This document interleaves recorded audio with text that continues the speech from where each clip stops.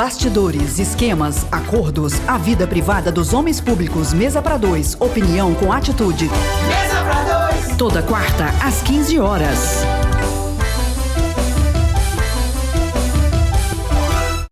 Estamos de volta. Beto Leite já passou aqui para mim. Estou aqui com Mesa para Dois, hoje com o Marcos Bandeira, que se aposentou. A gente não vai falar ainda da aposentadoria. A gente estava falando aqui da execução penal. Isso. Eu tinha perguntado para ele, para você que chegou agora, sobre as penas, porque a pessoa é condenada a 30 anos e com 6 já está em casa. E aí ele estava falando que o problema não são as leis, é a execução, não é isso, Marcos? Exatamente. A execução penal no Brasil é um faz de conta, né? Porque o sujeito cumprindo um sexto da pena, né, com exceção dos crimes chamados hediondos, que o requisito é mais rigoroso, mas nos crimes comuns, ele cumprindo um sexto da pena, ele já progride para um regime mais brando, que seria o regime semiaberto. O regime semiaberto hoje no Brasil é algo... Liberdade com caso de comida de graça. É algo que a gente aí não sabe nem definir direito o que é. Aqui em Itabuna, como eu inaugurei o presídio aqui de Itabuna, o que nós fizemos aqui? Nós estabelecemos que os presos no regime semiaberto ficariam naquela parte mais, vamos dizer assim, uma parte que fica longe das celas, né? Com direito ao trabalho interno e saídas temporárias. Durante o ano ele teria direito a 5 saídas ou 6 saídas temporárias, que a lei prevê isso. Então a gente estabeleceu assim, mas em outros lugares o preso em regime semiaberto acaba indo para casa, né? E às vezes com o compromisso de dormir na cadeia. Então existem muitas formas de se liberdade cumprir. com pensão de graça.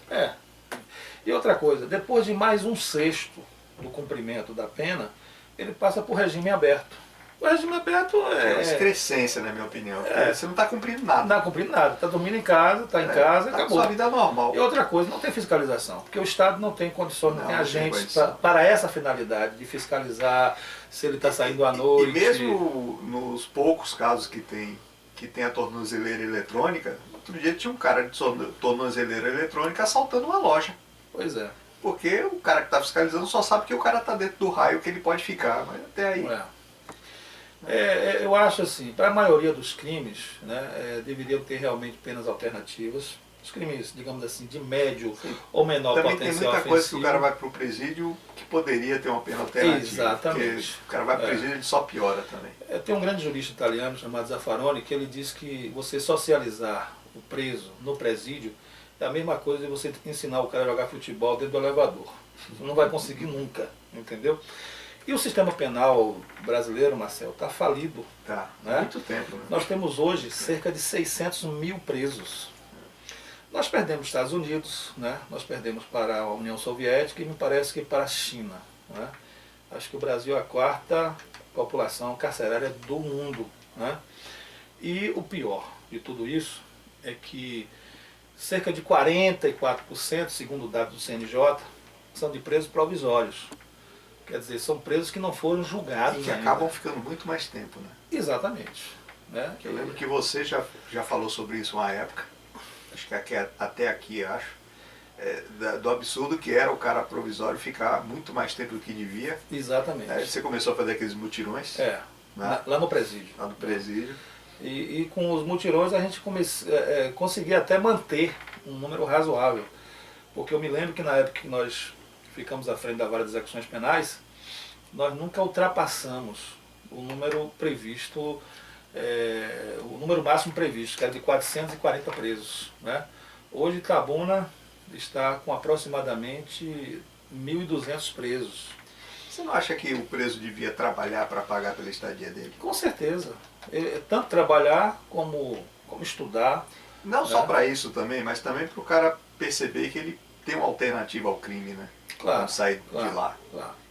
Eu acho assim, a questão, Marcelo, é você oportunizar, você criar mecanismo para que o cidadão realmente tenha possibilidades de de sair daquela situação de dificuldades. Né? Porque todo mundo, eu sempre parto do seguinte pressuposto: ninguém nasce infrator.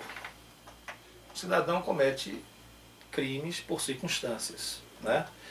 Lógico que você vai dizer assim, não, mas tem um cara que nasceu para matar, mas isso aí é patológico. Isso é patológico. É diferente. É diferente, é patológico. Aliás, eu queria entrar numa questão que é a seguinte, muita gente que está lá, né, preso, são pessoas que em outras circunstâncias talvez não estivessem lá, né? O bandido, o bandidão mesmo perigoso é minoria, não é? Ah, não há No dúvida. sistema. Não há dúvida. Agora sim, hoje está havendo uma mudança disso no Brasil, eu percebo isso, né? Então, assim, nós estamos vendo aí, isso aí, Bom, políticos... agora com a crise vai ter muito mais roubo, de gente que não roubava, mas está desesperada. É.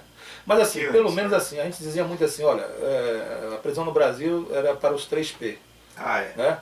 Mas hoje a gente já está Não, mudando agora- isso. Hoje a gente está vendo O políticos... juiz Moro está dando uma mudada brava nisso aí.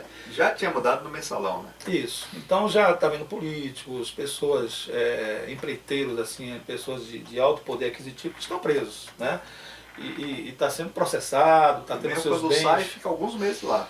Pois é. Mesmo quando consegue sair por alguma brecha, alguma coisa. Mas... E também assim, começa a ter os bens confiscados, enfim, respondendo ao processo criminal, porque processo criminal também, como já dizia um outro jurista muito famoso, é uma cerimônia degradante e interminável. Né? Que você, por exemplo, o cara foi réu uma vez, ele é réu a vida inteira. Ele cumpre a pena dele, mas ele passa na rua e fala assim, você lembra aquele cidadão ali? Foi ele que matou fulano de tal. Então ele vai carregar isso para o resto da vida, esse estigma, né? Então o processo criminal não é brincadeira. A pessoa sofre com isso, né? E hoje eu acho que está mudando um pouco, né? Essa visão que nós tínhamos até pouco tempo atrás. Que, na verdade, quem estava na cadeia era os pobres, né? Mas hoje a gente já vê... Agora liberou geral. Agora já está começando a mudar. Eu acredito, Marcelo, eu sou um cara um tanto otimista. Talvez meu signo aquariano me dê essa condição de ser sonhador, né?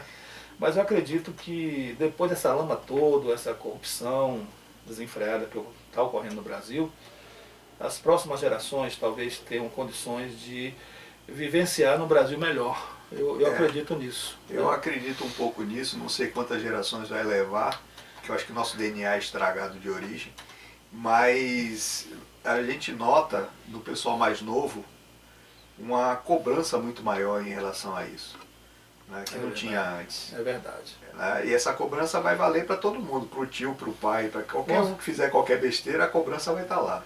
Pois é, eu fico às vezes imaginando um filho, né, desses que estão aí da Lava Jato, numa escola, né, como deve sofrer.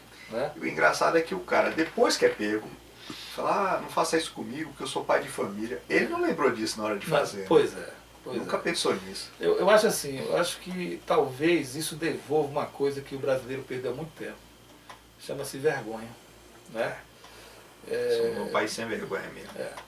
Porque assim, alguém me falou uma vez que o cidadão, mesmo um bandido mais perigoso, ele só tem um lado que toca ele, que ele não tem como fugir.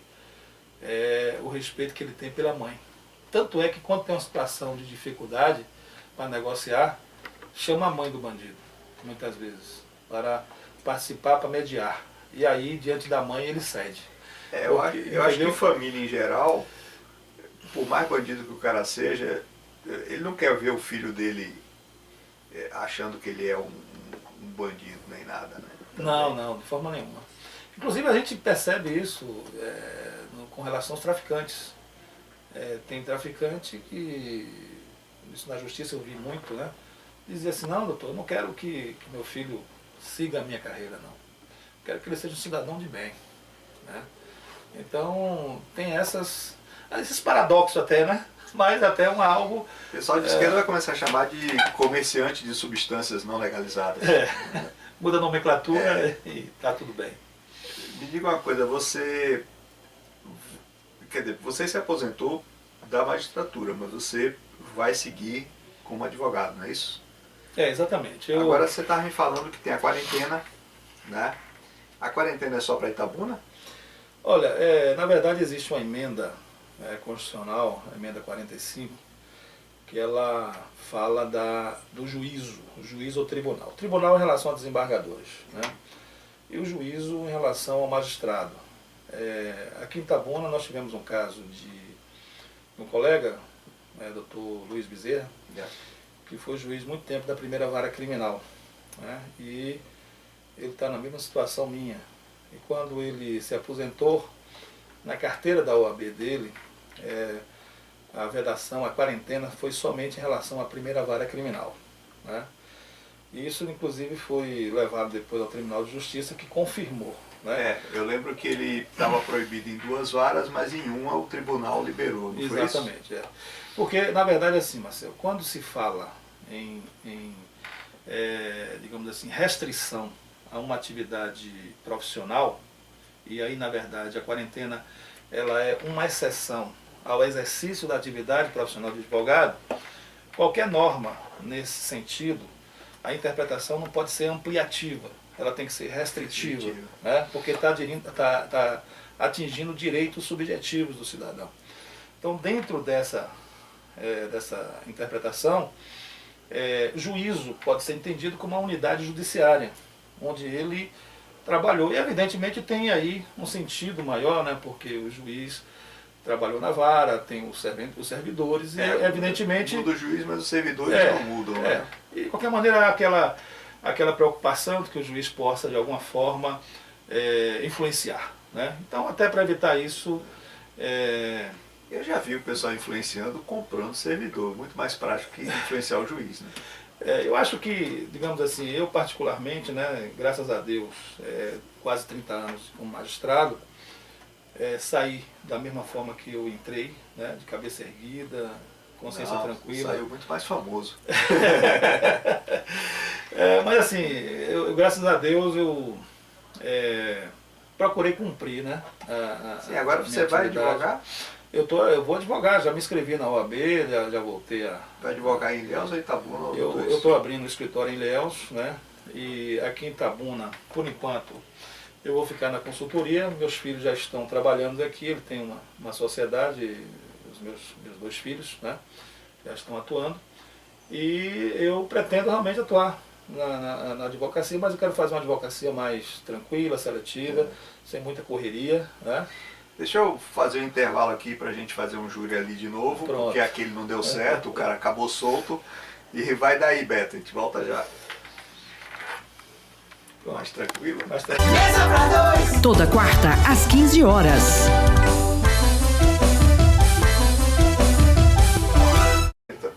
Estamos de volta com Mesa para 2. Estou aqui com Marcos Bandeira, agora juiz aposentado. Já escreveu 4 livros, né, Marcos? 4 livros. Está escrevendo o 5º? O 5º é minha dissertação de mestrado da UFBA. Está perto? Como é que tá? Eu acho que possivelmente aí até julho, né, deve estar Qual é o nas assunto mãos. dele? Execução de medidas socioeducativas. É um tema, digamos assim, voltado para a área do direito, né, especialmente da infância e juventude.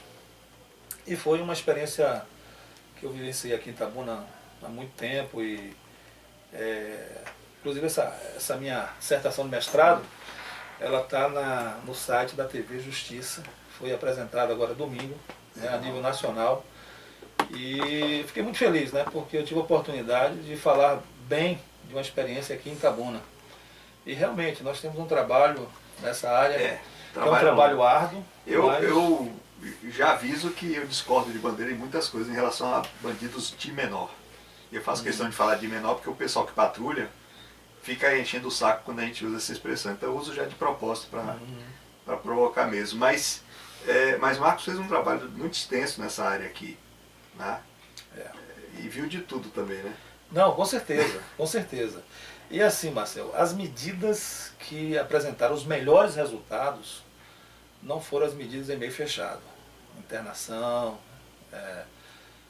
as medidas mais eficazes foram as medidas em meio aberto. Sim, mas servem para qualquer um? Não. Aí tem que ter o perfil. Porque, por exemplo, aqui no bairro já teve um garoto no início da rádio, tinha um garoto aqui, devia ter uns 10 anos, ele andava com 38 na cintura e já tinha matado 3.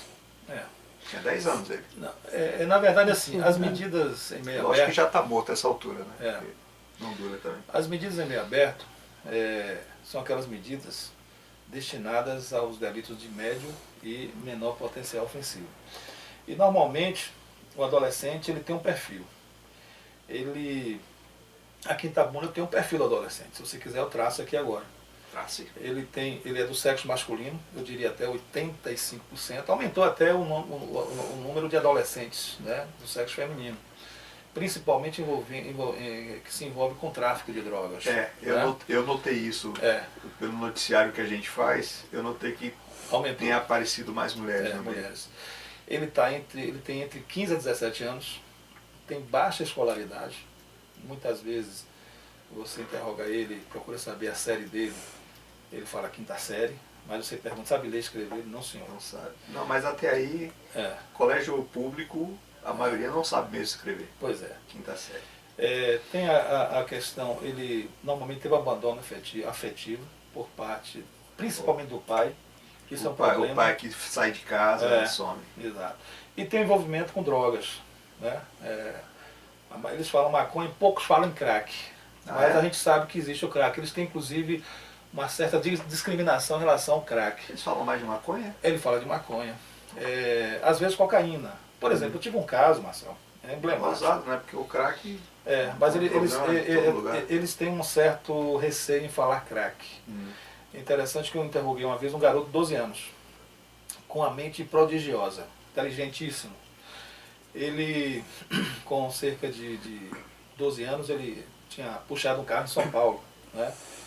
E aqui ele foi apreendido por um ato até de menor potencial ofensivo, com a receptação, para você ter uma ideia, de um celular.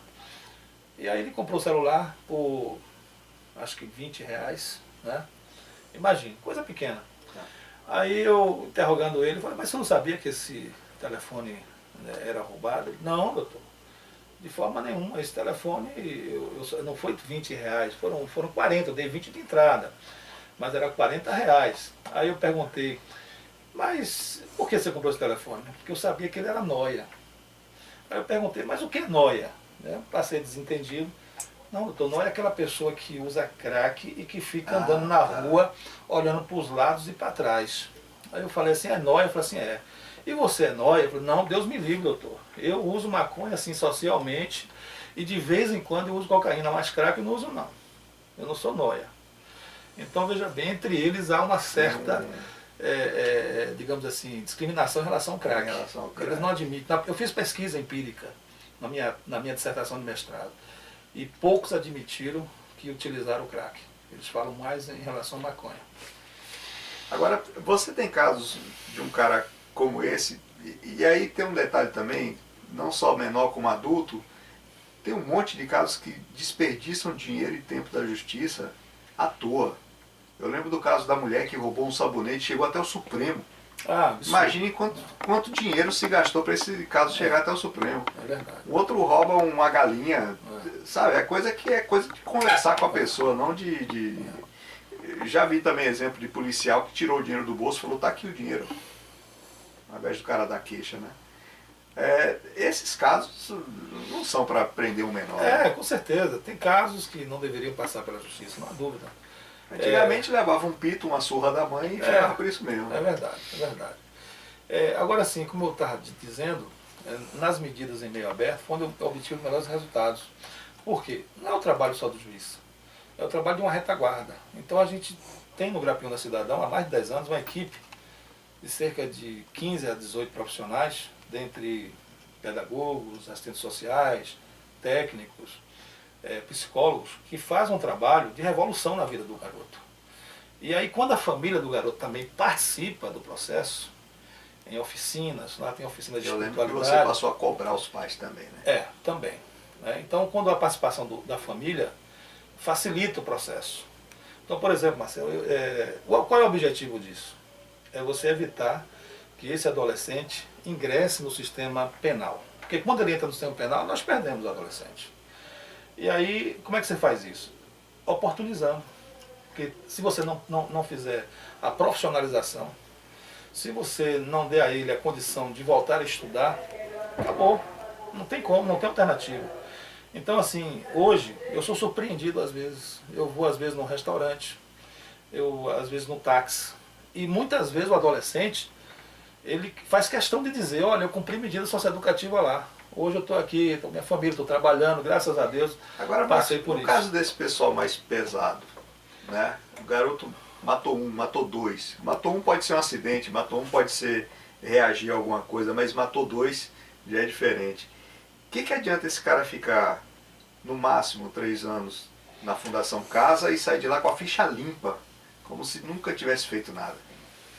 Esse é um grande problema, né, no Brasil, né? Eu acho que a redução também, Marcelo, eu acho que a redução da maioridade penal não vai resolver o problema no Brasil, vai piorar. Não, eu não falo, eu não falo em redução não, até porque eu não sou favorável à redução, eu sou favorável a fazer como na Inglaterra e nos Estados Unidos. Se o menor teve intenção, o juiz decide que ele teve intenção, sabia o que estava fazendo, ele é julgado como adulto. Veja bem, Eu acho que a redução não adianta nada também, porque se reduz para 16, o tráfico vai usar o pessoal de 14. Reduzir para 14 vai usar de 12 e por aí vai, né? Mas eu digo assim, esse cara não teria que sair com a ficha suja, pelo menos? Depois desse tempo lá. Eu sei que esse tempo lá não vai resolver nada, não vai mudar o cara em nada, né? Entendi. Esse critério de discernimento já existiu no Brasil. Do juiz decidir tal, naquele caso, se o menor... porque, inclusive assim, no Brasil, na época do Império, a responsabilidade penal era 7 anos. Depois passou para 9. Né? Mas também todo mundo começava a trabalhar aos 8. A sociedade era diferente, também. Né? E depois nós chegamos aí, né, aos 18. Mas assim, o que acontece? É muito perigoso, Marcelo, você deixar isso na cabeça do juiz. Porque o juiz pode cometer muitas injustiças. Sim, ele vai dizer, ó, esse aqui tem discernimento, esse aqui não tem. E aí é melhor você criar critérios objetivos. Mas poderia fazer um teste com psicólogos, passar por uma bateria de testes. Poderia até ser. Agora, a questão não é nem essa também. Mas a questão que eu digo é a seguinte, o menor que tem que ser punido, porque é perigoso, não é um cara que dá para você botar para estudar nem nada. Esse cara, ele não tem punição nenhuma. Né? Ele não teria que, pelo menos, sair com a ficha suja lá, para ele saber que se ele entrar lá, ele sai com a ficha... Ele sai marcado de lá? Olha, veja bem, o ato do adolescente que comete um ato infracional tem que ser reprovado. Não há dúvida. Isso eu estou falando do cara que mata, do cara que sequestra, que estupra. Isso. Tem que ser reprovado. Por exemplo, o que é que eu acho que deveria fazer hoje em relação a esses adolescentes que cometem crimes hediondos? Eu acho que deveria aumentar o prazo de internação. Hoje é de 3 anos. Né? Há até um estudo para elevar para 8 anos. Eu acho que eles deveriam realmente, nos crimes hediondos, latrocínio, homicídio qualificado, estupro, eles deveriam ser punidos de forma mais rigorosa. Isso aí eu concordo plenamente Ele não contigo. poderia, por exemplo, quando completasse 18 anos, passar para um presídio? Que hoje ele sai da casa, é isso? Hoje, não, com 18 não, hoje ele completa 21 anos. Até 21. Até 21. Tá. Ele comete o crime antes do 18, mas ele pode cumprir, ficar preso até os 21 anos. Né? Então a ideia é que nos crimes hediondos amplie esse prazo. Né? Mas ele sairia com a ficha limpa. Veja bem, a questão é, no sistema nosso, a gente tem um sistema socioeducativo. Né? Que nem é sócio, nem educa. Mas o objetivo é esse. O objetivo é esse. Nominalmente é isso. Você sabe o que acontece, Marcel? O adolescente, ele merece uma tutela diferenciada do Estado. Sim. Não é porque ele seja incapaz, não é porque ele não tem informação. A informação eu também ele tem, concordo. entendeu? O que eu não concordo é que o cara que é um bandidão mesmo saia depois de um tempo como se ele nunca tivesse matado ninguém, nunca tivesse estuprado ninguém, nunca tivesse sequestrado ninguém. Eu acho que essa situação poderia realmente ficar registrado, né, na ficha dele. Agora sim, o que eu quero dizer aqui para justificar isso? Porque muitas vezes as pessoas confundem, dizem assim, não, mas ele tem 16 anos, 17 anos, mas ele pode votar no presidente da República, ele pode fazer aquilo, ele tem informação. A questão não é informação. A questão é formação, maturação. Isso aí só o tempo é que dá. Porque assim, a pessoa precisa de um tempo para ser criança, precisa de um tempo para ser adolescente. e precisa de um tempo para ser adulto. Muitos desses não tiveram tempo de criança, né? Muitos não tiveram. Tem um educador chamado Antônio Carlos Gomes da Costa, que ele define bem essa fase como moratória. Porque a criança não é adulto, quer dizer, o adolescente não é mais criança e tampouco é adulto. Entendeu? E essa fase da adolescência, Marcelo, se você analisar bem, ela tem aproximadamente 6 anos. Ela começa ali junto a 12 anos, vai até os 18. Né? Então, aí é onde ocorrem as maiores transformações no ser humano. As questões hormonais, né?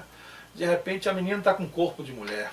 O homem quer ser adulto, né? E ainda não é. Então, veja bem, ele vai procurar sua identidade. Imagine essas transformações ocorrendo na mente de um adolescente que está em dificuldade, que não tem escola, não tem uma família estruturada, que mora lá na periferia da periferia, sem acesso, e a mídia bombardeando aquele tênis, aquele celular. Eu não quero justificar isso. Falta né? também a presença do Estado, né? Com certeza. Porque, por exemplo, com certeza. Quando as UPPs foram feitas, não agora, que agora está tendo problema, mas no início, quando a UPP foi feita, não ia só policial para lá, ia educação, saúde, energia elétrica, telefone, né? E isso diminuiu, acabou com a bandidagem no Morro. Com certeza. Né? Então falta a presença do Estado Não há nessa dúvida. história. Né? Não há dúvida. E assim, só complementando, tem um estudo que diz mais ou menos o seguinte, você conta a idade, nós estamos até conversando sobre isso aqui agora, que a idade está na cabeça. Está na cabeça. Mas assim, diz que a gente conta a idade, tem um educador chamado Antônio Carlos Gomes da Costa, que ele tem um artigozinho chamado A Velha Senhora. E lá ele diz assim, que a idade se conta pelo tempo vivido. Então é o seguinte, se você tem 50 anos, 20% da sua vida é 10 anos. Se o adolescente tem 15 anos, 20% da vida dele são 3 anos. Isso quer dizer o quê? Devido a essa especificidade do adolescente, 3 anos do adolescente corresponde a 10 anos de um adulto.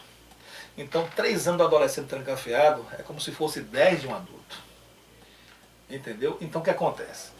Se você segregar o adolescente durante toda a adolescência dele, ele vai sair pior.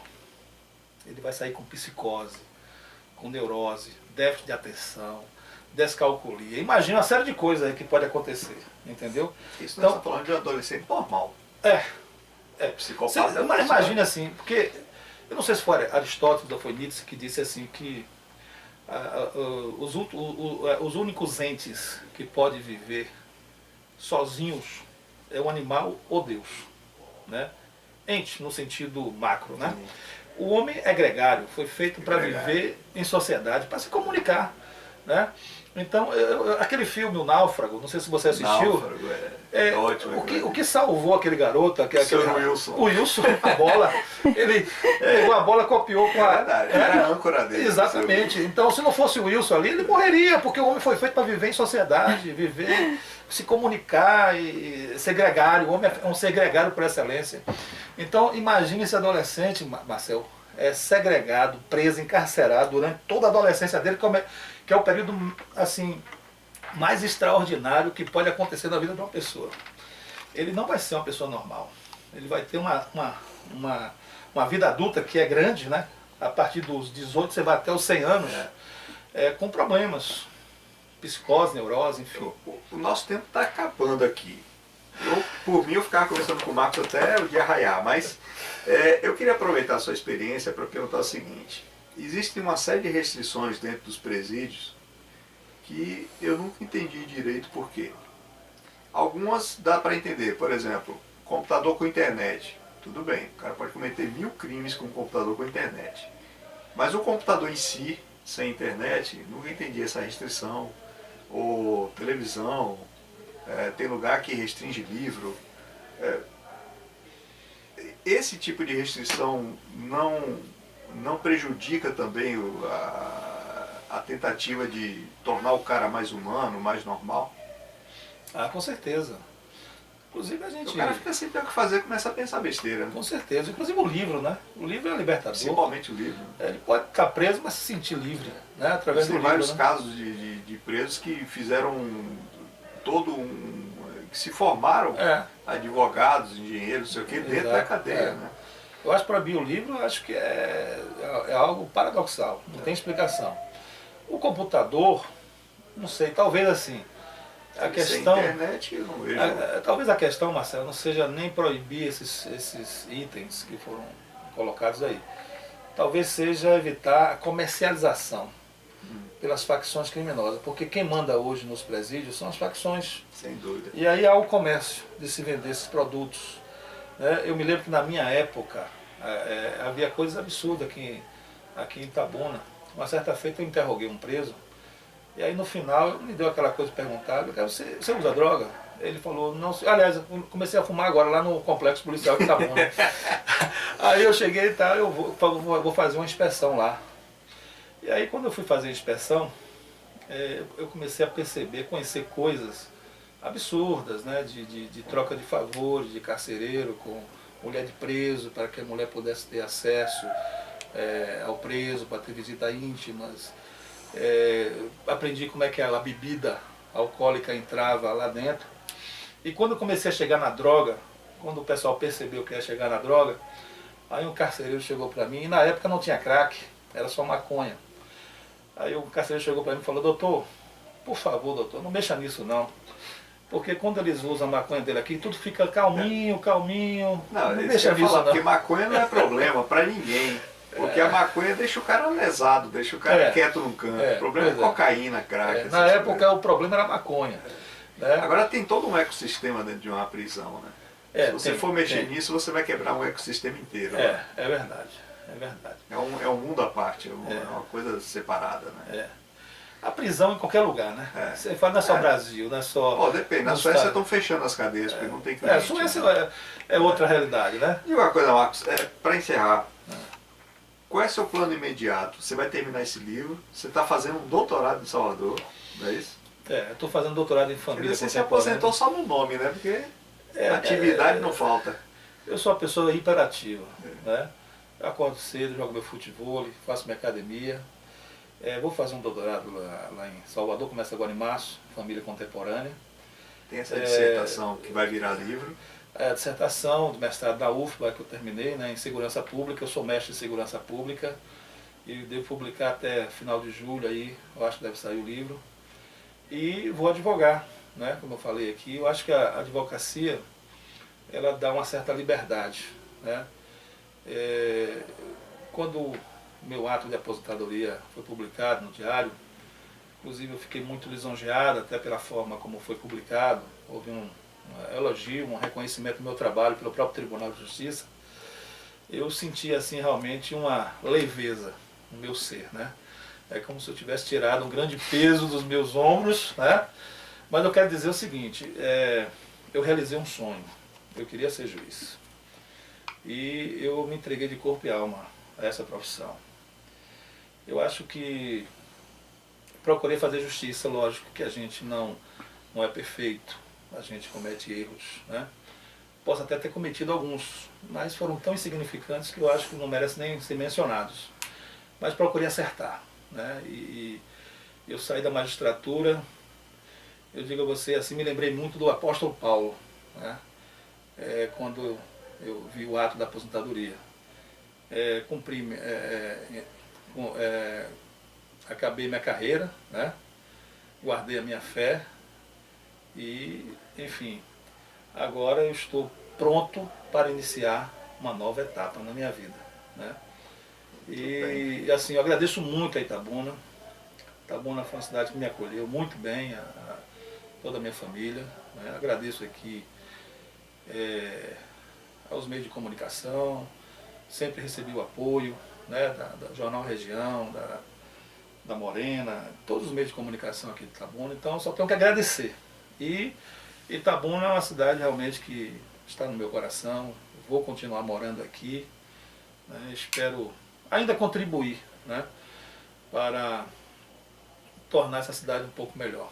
Bom, eu sou testemunha dos muitos acertos, dos pouquíssimos erros, e eu tenho muita honra de ter conhecido o Marcos Bandeira, logo que ele chegou aqui, e a gente se conhece desde a época que ele chegou, e eu tenho muito prazer de ter conhecido, né?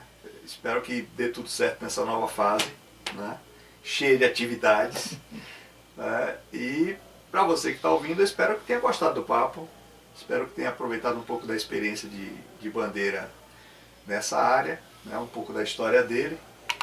Tem muito mais história aí para contar. Se a gente parar aqui vai ficar o dia todo. Espero que vocês tenham gostado e quarta-feira que vem eu estou de volta, talvez entrevistando o prefeito Vânio, não sei ainda, depende de compromissos que ele tem em Salvador, mas talvez entrevistando ele para a gente ver em que pé que estão as coisas. Então, para você, boa tarde e vai daí, Beto. Mesa pra dois. Toda quarta às 15 horas.